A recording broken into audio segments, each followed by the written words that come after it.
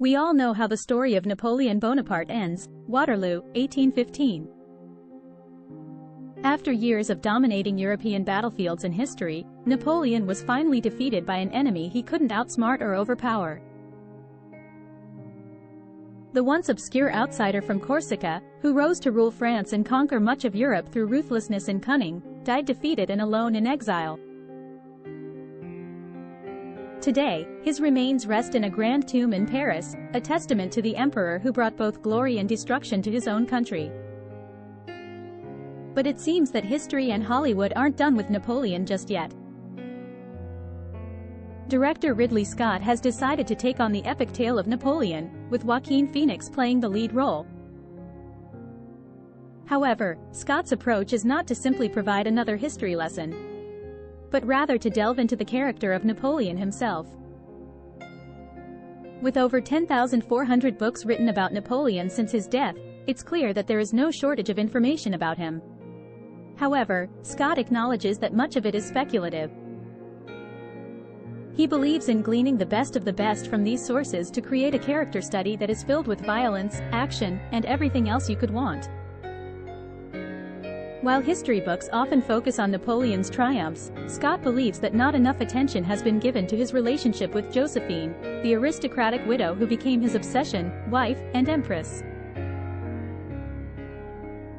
Scott found the letters between Napoleon and Josephine to be particularly revealing, as they showcased Napoleon's vulnerability and his reliance on Josephine's social graces. Scott also addresses the popular concept of the Napoleonic complex, which suggests that Napoleon's ambition was driven by compensation for his short stature.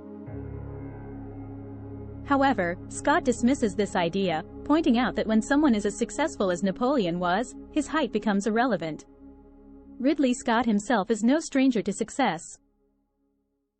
With a list of epic movies that have become classics, including Gladiator, Alien, and Blade Runner, Scott has established himself as a bankable Hollywood grandee. His success can be attributed in part to his meticulous attention to visual imagery, which he plans out on storyboards before filming. These storyboards have even convinced investors to double the budget for his movies. At 85 years old, Scott shows no signs of slowing down. He has 2 more projects in the works, including a sequel to Gladiator. When asked what he has left to prove, Scott simply states that he loves what he does and finds joy in storytelling. Awards and accolades are secondary to the satisfaction he derives from being able to continue doing what he loves. In conclusion, Ridley Scott's upcoming film, Napoleon, aims to provide a character study rather than a history lesson. By focusing on Napoleon's relationship with Josephine and showcasing his vulnerability, Scott hopes to shed new light on this iconic figure.